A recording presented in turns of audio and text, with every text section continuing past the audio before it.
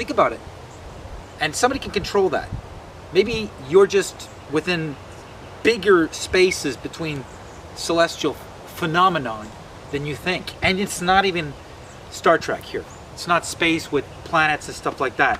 You never see those pictures of like Jupiter when you look at through a mechanical telescope. You need to like hub into a digital display, wait for like 10 seconds so somebody can feed you an image when you point it at the sky. But when you look through a regular telescope, you're just seeing lights. It could be pinholes in a big huge dust cloud with the sun on either side for all you know. And it's just rotating dirt. And then the holes are basically the sun on the other side of the dirt cloud. Could be anything. All right? I'm saying the evidence is more that it's flat, and the cover-up is now backing up flat Earth conspiracy and theory more than anything. The cover-up, the lies with the images of the globe. But there's only really one way to prove this. And it's not by going up there again with another person who nobody's going to believe. People will believe me, but I'm not, you know, some people won't. They'll think I won't come back. You know? Civilians sometimes blow up in rockets. Check it out.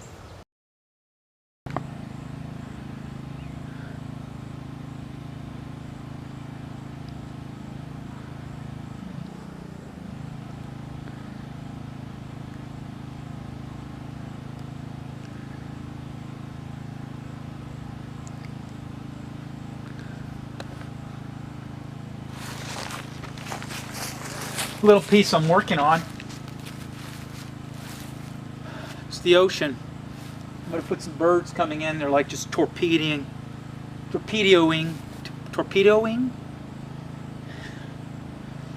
Man, I wouldn't want to be in a submarine with that kind of conjugation. But they're going to be birds coming in, just interrupting the jellyfish. And I'm going to be painting the panic on the jellyfish. Kind of a metaphor about one world interrupting another for a client. So yeah, even though it's in a seascape, it has a lot to do with what's going on. Because they're not ready, these jellyfish, for these birds that are going to suddenly come in and then grab the fish and disrupt this world. They don't know really the other world above. You know, they'll end up on beach and then they'll die. When they find out about the other world, it's usually on their deathbed. But there is another world above the surface. But the fish don't know that. They have theories, and the fish kind of float around, and they might talk amongst each other. You know what? I think there's more stuff. There's another dimension outside of the water. And they're like, you go there, you're going to die. I was like, well, maybe I'll die, but there is another dimension. You're crazy. It's just this. As far as the eye can see, the horizon of the seabed. The fish don't know that there's another air dimension. Maybe the whales and the mammals do, but a lot of the fish don't. A lot of like sea life don't know. Some are like 10 miles deep in the dark abyss of the sea. And that's all they know. And then once in a while a fish will go, you know what, I think if we go up, you know, we'll get a little more light to see what the fuck we're doing. And the others, are you crazy? There's nothing up there. It's dark all the way up. Plato's cave. Are you an animal? Or are you the most advanced creature with the most sophisticated surveillance system and instrumentation to assess this reality in order to understand it, build upon it, and explore its surface? Or is it, if you go high up, too high, and too far south, you'll run into brute force and someone will shoot you? That would be control. That would be the control of perimeter. Kind of like the cows out on the ranch, and they never go beyond the fence. They don't know that there's life beyond the fence.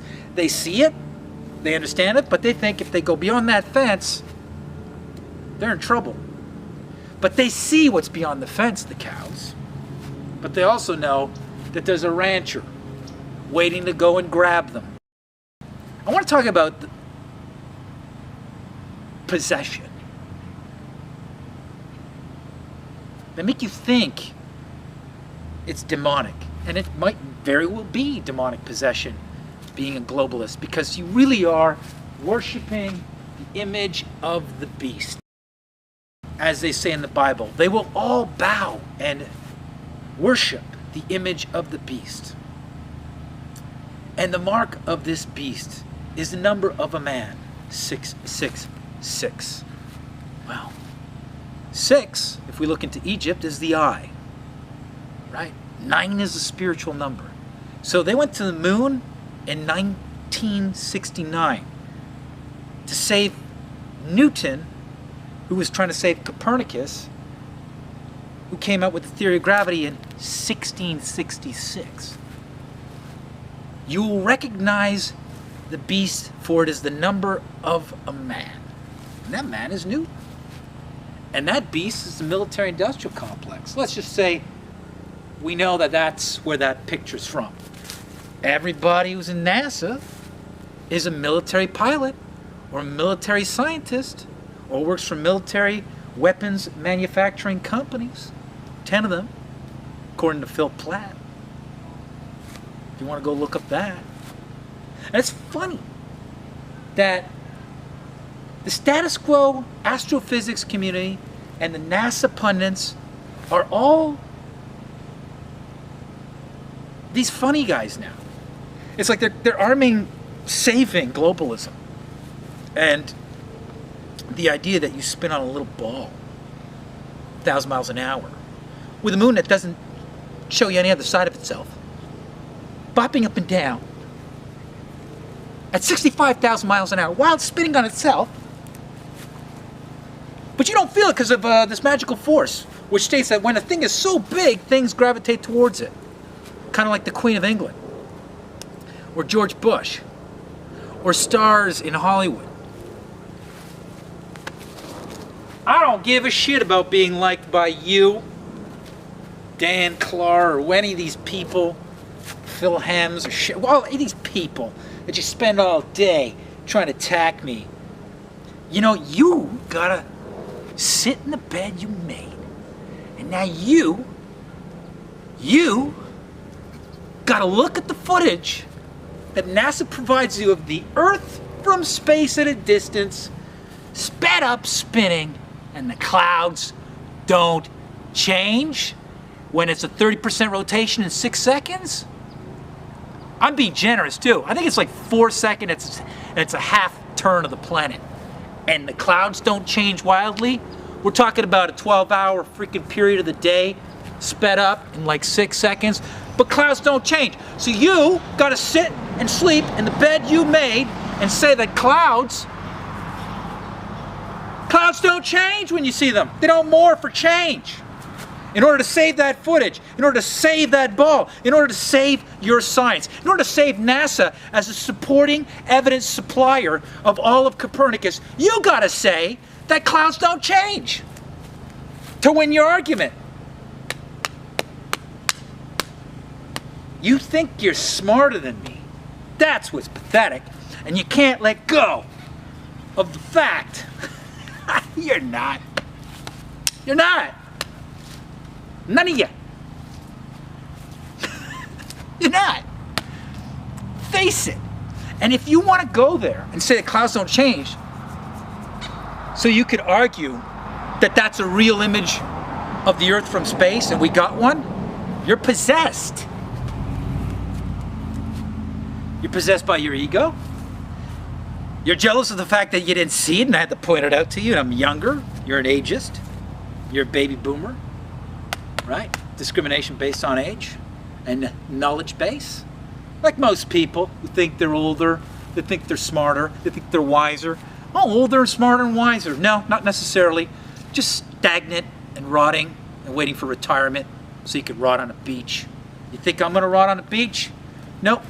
I'll be in the bed dying, just moving my little fingers. And if I can't move my fingers, I'll be moving my nose and painting with my fucking nose, or my tongue, or my elbow. Or I'll be telling somebody what to do, like Stephen Hawking. I'll always be painting. I'll always be working. You know why? Because I love to work. I love to learn. I'm not waiting to, that's it. Don't want to think about nothing, sit on the beach and rot, and everything's been thought of, and I'm part of the generation. I'm from the tequila daiquiri generation. Sit on the beach, I'm in retirement. I really strongly believe, more than in a globe, that this is a big, huge geothermal pond with continental lands that have been created by a magnetic meteor that came through the Van Allen, or the electrical emanation between two dimensions of temperature, the one below us, which is liquid hot magma, and the one above us, which is a gaseous cold dimension, and on it creates a crust, just like your skin. Underneath your skin is you've got your lava, which is your hot blood, and then outside you got your room temperature. If it's too hot, your skin's going to melt off. Yeah. Like if it got too hot, like the land would melt, or the lava would come up, or whatever. So basically we're in this huge sort of pond, this huge swamp, a massive swamp. So I say, we go from ocean back to small. At the bigger scheme, or the bigger scope of this whole thing, this is a big, huge earth pond with oceans and seas and land masses, and there's just ice all around it. And then there's another one, and there's some sort of connection between a magnetic rock that's sinking in the north and this orb, this sun. Did you ever hear that one? Yeah, I read. Yeah, like a giant static charge. Yeah, static charge going both ways. Yeah, going both ways. Yeah, going both ways. So there's a convection of thermal magnetic heat with this magnetic point in the north that this thing seems to be attracted to, the sun, which is oscillating around it, and they're exchanging energy, and this energy exchange is kind of dictating the seasonal cycles of the lavic forces underneath the crust. Did you know that volcanic activity in the northern hemisphere only happens in the, I believe, in the summer? I did not know that. Yeah, but we could say that's because where the moon is, it's either the summer or the winter. Once again, a lot of information here. We're talking about the whole world.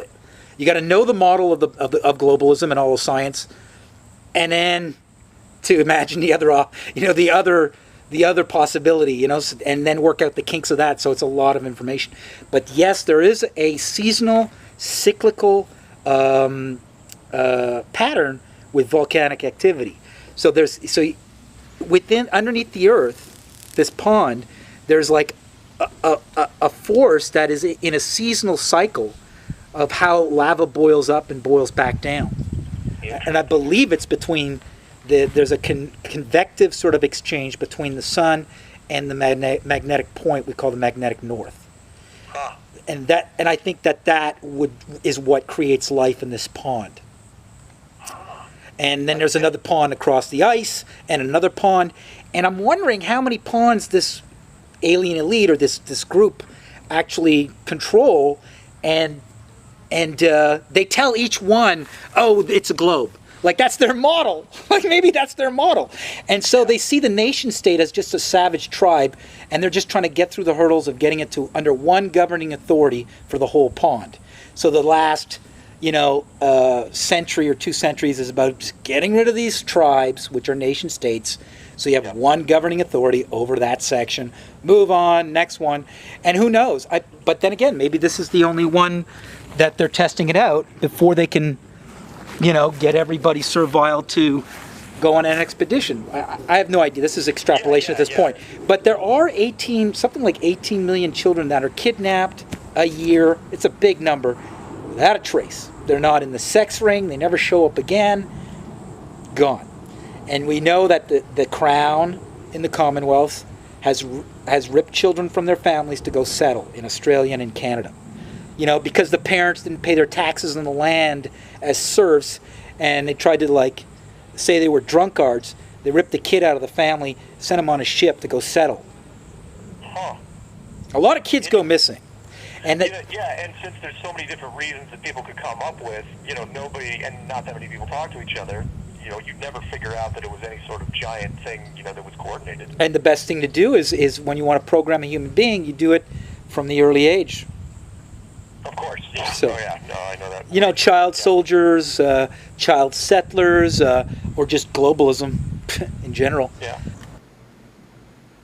Where you at, buddy? Oh. Told you. Can you hear me?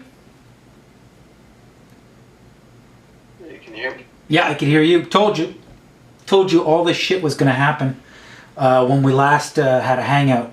I said the disinformation agents are going to start flooding in. And it was after that that all these videos went up with Mark Sargent. And your points are all relevant. I'm talking to Mark Sargent.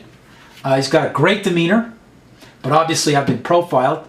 So they're going to send in somebody very empathetic if he is disinfo or if he's going through a learning curve. He did contact me, I believe, and I got to source it out on one of my emails about a year and a half ago. I think. The name rings a bell from a year and a half ago, and I didn't respond. I don't respond. It was only like in 2000... Well, January, basically. That's when I said, all right, let's do it. Let's start reaching out and see where this is going because, you know, and I'm still on the fence on all sorts of groups, but I'm pushing the whole thing further. I'm joining whatever, except Enzio Ferrari and this group out of Britain, which never has contacted me. So I'm just involved with everybody. This whole disc thing, I kind of warned you about this, is going to feed into the conspiracy here. The conspiracy, they don't give a shit if it's a globe or if it's a flat pancake. As long as people don't question the amount of land that they've shown. The whole operating conspiracy here is real estate. Since the American Colony Revolt, the royals, the papacy, the Jesuits, who are sent in to new land to convert spirituality, before armies go in and eradicate a culture, it's either they take the conversion to they become Vaticanized, or whatever, Christians, or they send in the armies and they wipe out the Iroquois. Or they give them blankets with plagues. 18 million kids get kidnapped approximately every year, without a trace. They're not in a sex ring, there's nowhere. Now we know that the Crown of England uses orphans and child settlers. We know we use children for child soldiers. And children are great because you can program them like that, right? As we all know with globalism. So there's a lot of kids that go missing every year. And I believe since the colony revolt against the crown and the oligarchs, this has been the strategy. Is to, don't let them know. Also, can you afford to spray yourself, the entire planet, with chemtrails? Okay? And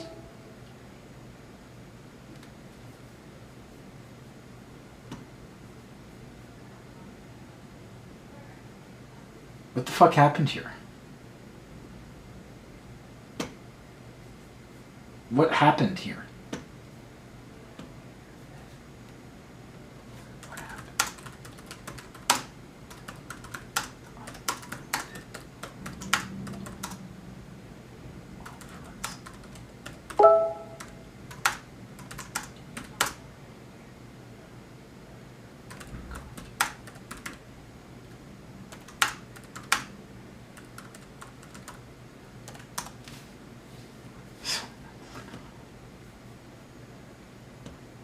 Why did he just fucking... What happened there? What happened there? What the fuck just happened there? What is going on here with these people? What's going on here? You know what? I'm about to fucking drop out of this whole thing.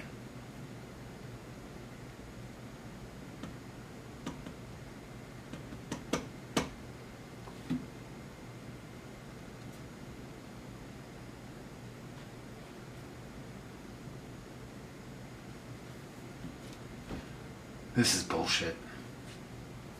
This is bullshit. I can't connect with anybody here.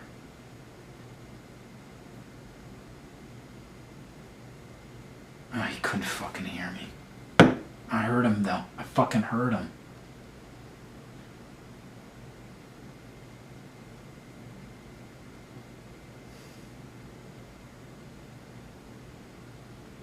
What the fuck is going on here? I'm using the fucking devil's toy here. This is bad on my fingers. I gotta fucking paint. Oh man, I got clients waiting for me, and they're really good clients. I can't believe this.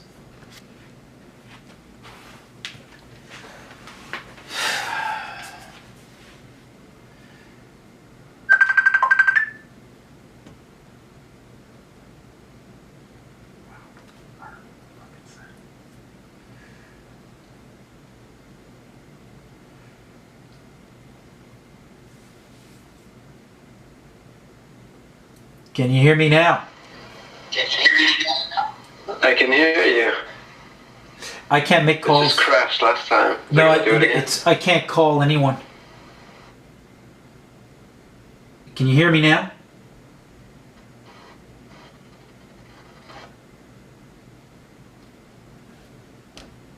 I won't be able to do any interviews. I won't be able to do any interviews or upload from this computer. It's choppy. Yeah, it's choppy.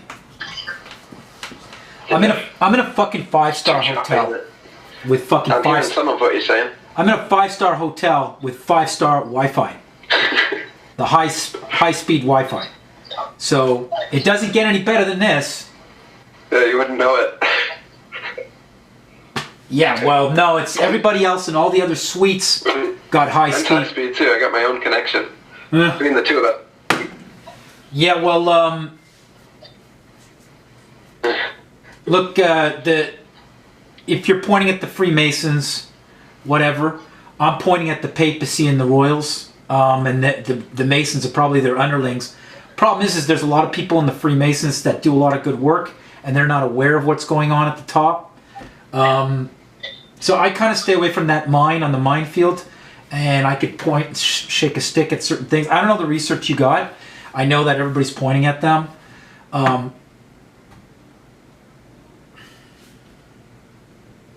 Connection lost on that.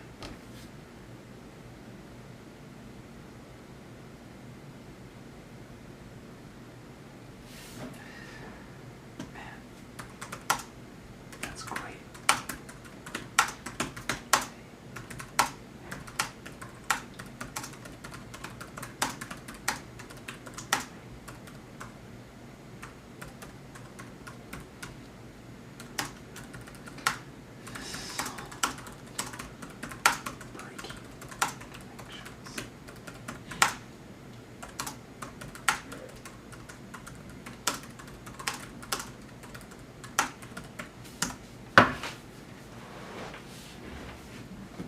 This is all about breaking connections. I think back about the love of my life.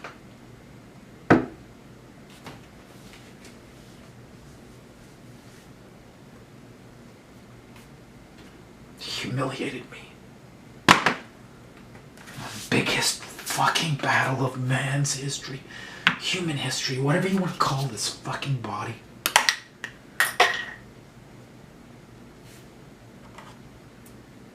Alone.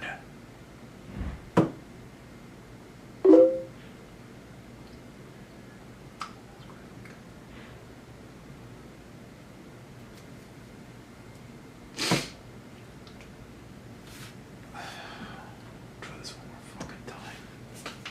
Just this like bad. Fuck. Try again. Huh.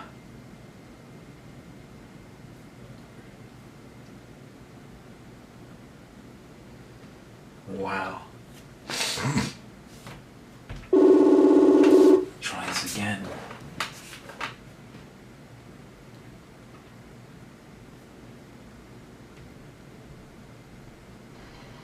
Try this again. Can you hear me?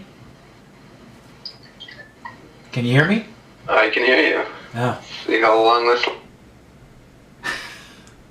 Fucking. Not long, apparently. Yeah, well, hold on. Because I did hear you. Yeah, it seems like those delays keep fading in and out. Yeah, this is all about wasting our time. And making us do things 4 or 5 times with our fingers. I need my fingers to paint. And they keep hiding icons on the computer screen. I keep losing a signal. I thought I was going to load a film this week from here, like a 2-hour film, to sort through a lot of this psyop. They don't give a shit here if it's flat or a ball, as long as you don't know there's more land. That's the conspiracy.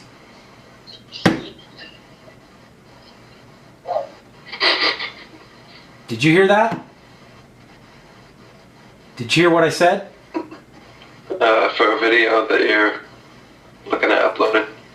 Yeah, but I guess I'm waiting for those words to come through the Jesuit who's listening through the little closet, our confessions.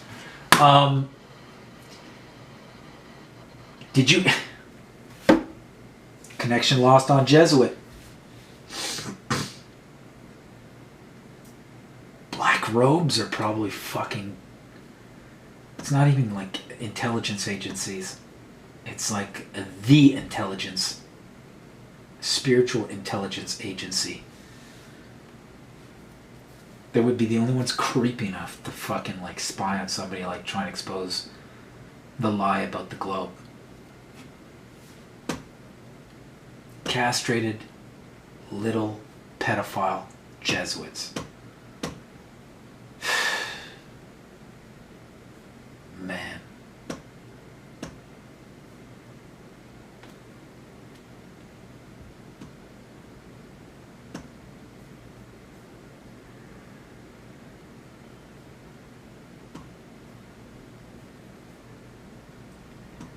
I gotta go back to work.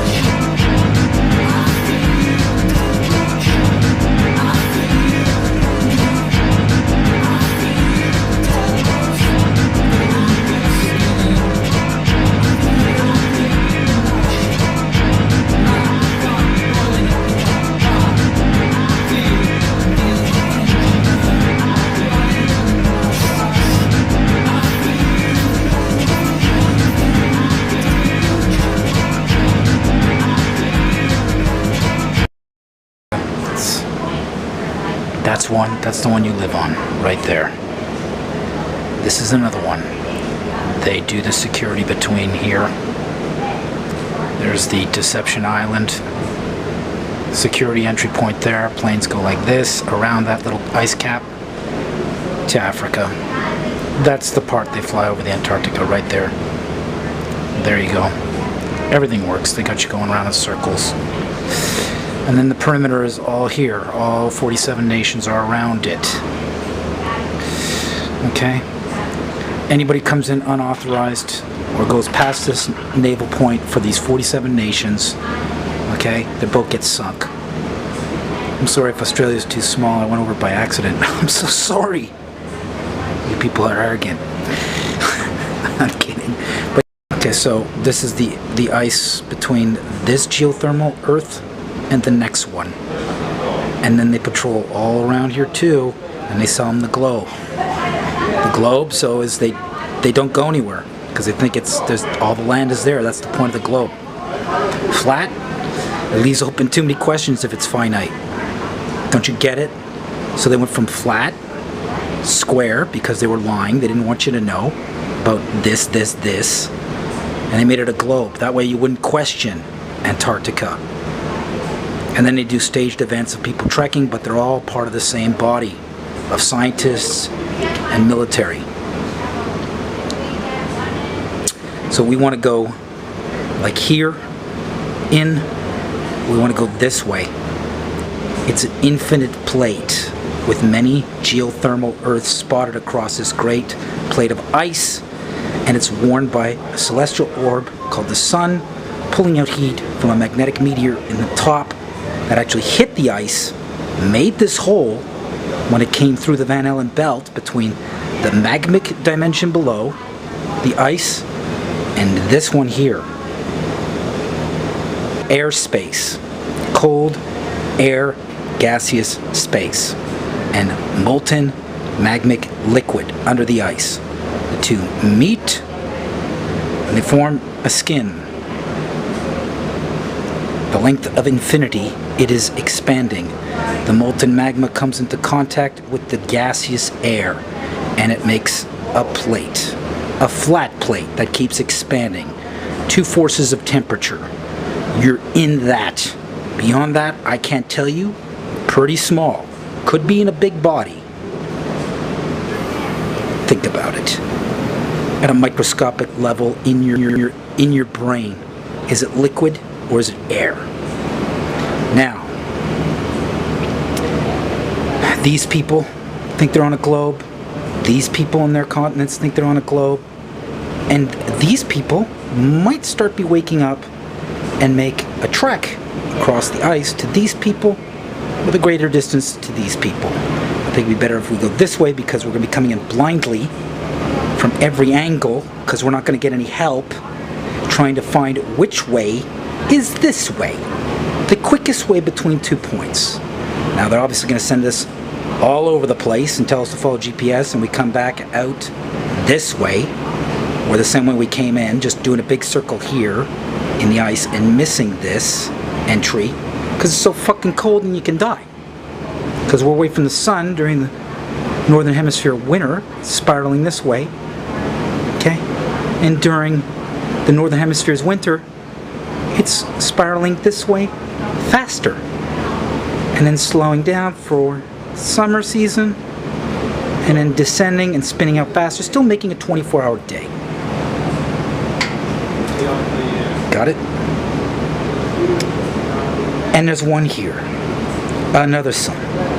Another sun. Whether the sun in this pocket has a celestial body called the moon, we still have to figure out what role the moon would play. Maybe it still does work with the tides. Maybe there's two moons here. Two suns. I don't know. But most of the heat is from the heat dimension, which is below the ice. And it goes on, I don't know. You'd melt trying to travel through it. So I don't know how they get to the Gobstopper Candy Center with the globe, but that's hot shit underneath there, okay? Look, if I'm being eccentric and funny, it's because it's been 15 years I've been explaining this, okay? And I wanted to see if you would ever figure it out. And you didn't. I explained it a million different times. There's another one over there, probably off camera, okay? I've explained it many times. And no one's imagined what the fuck I'm saying. So A, either it's a combination of, that's how bad the brainwash is. You can't imagine another model of plane that you're standing on that doesn't have an edge or a bigger edge, and how it would function. So brainwash. Or B, none of you listen. None of you fucking listen. It's been 15 years, okay? I'm clearly explaining this, and no one could imagine it. They're still on a little teacup pancake or the convex sky dome, and they think I'm a shill. Oh, I'm a shill. How's this a shill? This would be the truth. This is me opening the gate to your pen. That the rancher has got you going around in corral circles. Okay? I'm opening up the gate to freedom of exploration. Okay? It starts with the question, then it's a mission. Okay? No, it's not a triangle. I just did that so I can get into the fucking frame.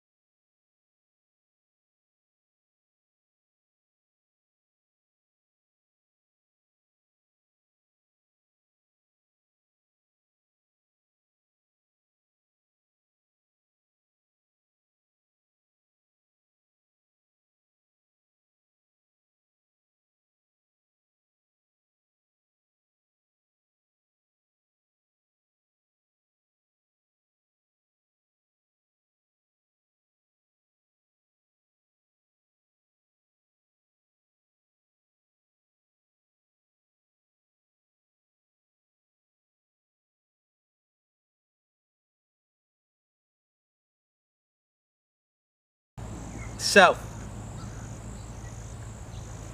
Boat, gas, provisions, team of 100 people, witnesses. We're gonna have a cable, we're going in a straight line. We're gonna be spiking the cable every 50 or 100 miles, depending on how far we can get with the cable, in a straight line.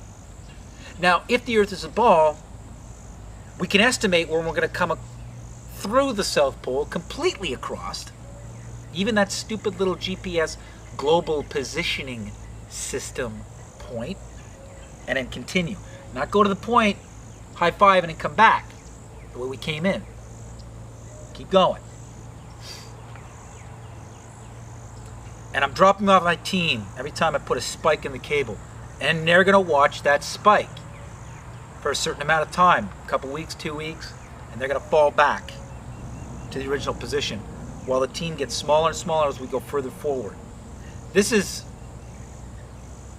if we don't hit the other coastline, like they say on a globe. And won't that look be precious when I walk into the cafeteria in the Snowcat to watch scientists that are with me, globalists that are with me, because I'll have a few doubting Thomases on board, just for the drama. And see their looks on their faces when we don't hit the coastline. I'm not going in the way that the Southern Polar Authority tells me. If they do tell me to go in a particular way, I'm going to ask a barrage of questions as why that way only, because the goal here is I could go in any way and get across. Will they even entertain having a meeting with me? I'm the admiral.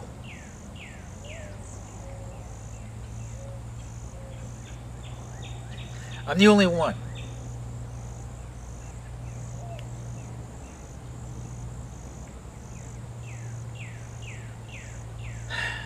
I'm going to raise some money here because I'm going to be painting money and then selling the Kennedy bills at live shows.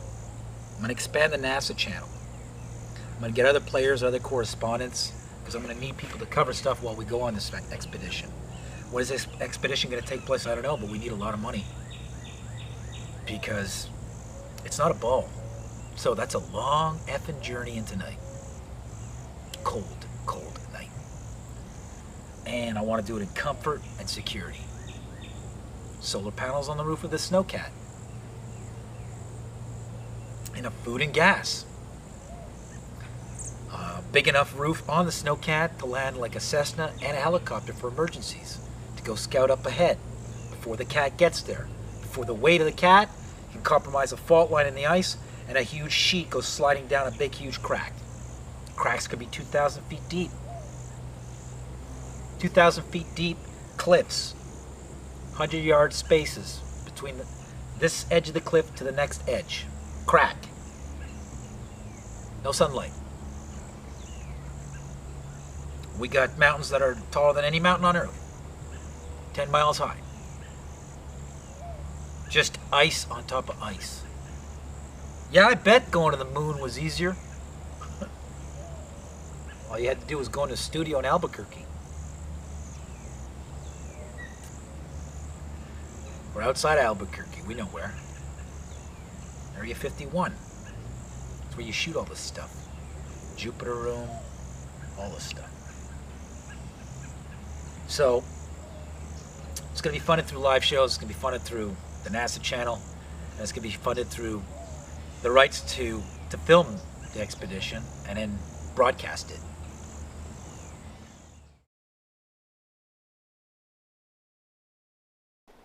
How can I be a shill if I started this? How can I be my own controlled opposition? In 2011, there were 6 videos on YouTube about the Earth being flat.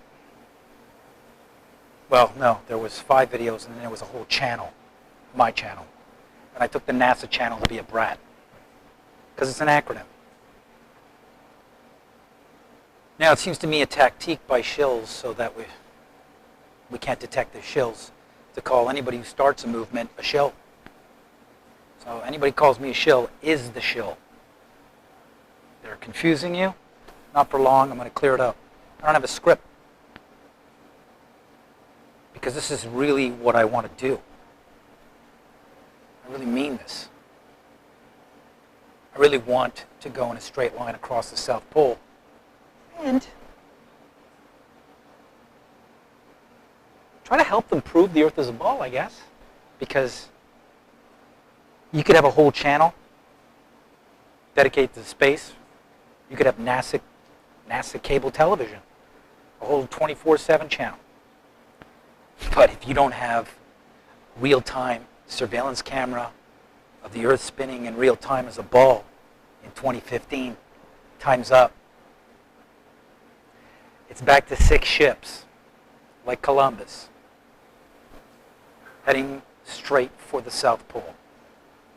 Because it seems to be happening there. That's how we're going to pay for this. We're going to film it. We're going to sell the rights to broadcast this either on television or in the theaters worldwide. Right now, our outreach between myself, Eric Dubé, we're coming in on 120 million. Yeah, you might see some videos at 5,000 views, but when you add them all up, 200 videos, 30,000 here, 100,000 there. Opening weekend, 120 million people show up at $10 a head. It's a nice profit. So retroactively, whoever's going to fund the expedition gets a piece of that. And you know how else we're going to fund this? People are going to be able to bet against me or for me in Vegas. That's right. You're going to be able to bet whether it's a ball or if it's flat. The windfall is greater if I win, but how many people are actually going to bet money on me? That's where it gets interesting. So from Vegas to Tahoe to every Indian reserve to Monaco to every casino worldwide, people will be able to sit have a cocktail, gamble, play blackjack, poker, and watch the screen to see when I hit that coastline. And I'm going to get my take from every casino. I'm going to need $1 billion here because it ain't a ball. And I'm going to drop off my team the further and further deep into dark night of the Antarctic I go until I hit that other geothermal Earth. You think I'm mad, huh? Well, they call Columbus mad. And I'm not going to stop at your Apollo 17 photo. And all this science that's backed by that photo. Try to say the Earth is a ball without NASA. What do you got? It wasn't until 1969 they actually were able to see if it was a ball. You could have a whole channel, NASA, dedicated to outer space and show shots of people suiting up in astronaut gear and tinkering with weird instruments and at their desk and looking at screens and computer graphics. But you don't have real-time surveillance camera footage of the Earth spinning as a ball in 2015. Well, time's up. See, I ain't no shill because there's no script. This is really pouring out of my intention. I'm not hiding behind a camera. I'm not attacking myself in order to garner views to some stupid model that we live in a teacup. Let's say a lot of people show up to the live show that I'm going to be doing until I hit critical mass. That's right. The Flat Earth Conspiracy Live, hosted by JFK, will be coming to a city near you. And if you want to help me put on a show, Roadhouse style in a warehouse late at night, where everybody can party on me painting the flat Earth on a dance floor, you call me up. We'll book a show in your town. And we'll raise the monies. And I'll put you on that snow crawler when I go south. Now, we don't know which way we're going to have to go in and which way we should go in to actually get the trajectory to the next geothermal Earth or Atlantis. So we need a lot of gas, we need a lot of food, we need a lot of instruments, we need a lot of equipment. We need a big team that are going to slowly drop off and then relay back to certain points to get to the main operation as we go further in. This is a big deal here because we're not going to hit the other coastline. And I'm going to have a few doubting Thomases, some scientists and some globalists on my team. Some experts from the South Pole. See if they want to be some Judases and sabotage. We'll have our eyes on them. I have moles all over the place. I have moles in the military, the Air Force, NASA, arts community, on Facebook, in Facebook groups, all over the world.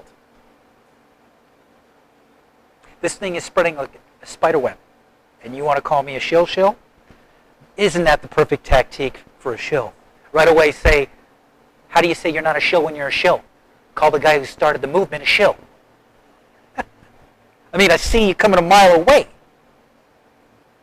So, live shows, critical mass. Selling tickets, come see the show, and I'll convince your neighborhood that it's flat. You watch me. I've been doing this for 15 years. The rights to shoot the film by any network or movie house, creative control, obviously, on our side. Not some network or movie house. So it might be independent, but it's going to hit all the theaters. Opening weekend, we're at 120 million people right now with all the videos and all the talk and all the rumors. $10 a head. That's a pretty big opening weekend. And we're going to place the bets in Vegas. Hey, you'll be able to bet against me or for me. The point spreads will be 50 million to 1. That it's flat. So from Vegas to Tahoe to every Indian reserve across North America to Monaco to every casino around the world, people will be able to play blackjack and poker and then check in on the expedition as I move south in a straight line. to see if we hit that coastline. And we'll see the clock ticking when I'm supposed to hit it, like the globalists told you. Either I'm going to be the biggest fool, and this will be a great educational tool for centuries to come, or we are going to make a utopia and break out of this slave state. Push comes to shove. I'm showing up with briefcases full of cash to pay my bond to do a double traverse straight across that continent for scientific and artistic reasons. If anything, I'm just backing up all the science of the past 5,000 years. The glory of man's achievement. Or I'm going to shatter everything, but open up romance to a new world. I know they're hiding land. So right now, all I need is someone to finance this. The money's in the Vegas take, percentage from each casino house, the rights of all the footage to be cut, and edited, and broadcast in cinemas around the world. So all I need is a billionaire to guarantee my loan. And you'll get a nice interest rate, a nice percentage on this whole thing. You're not going to lose your shirt. You're not going to lose a cent, even if I do fail.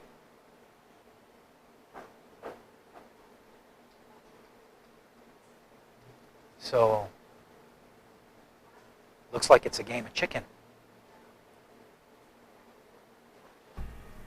Who's the billionaire?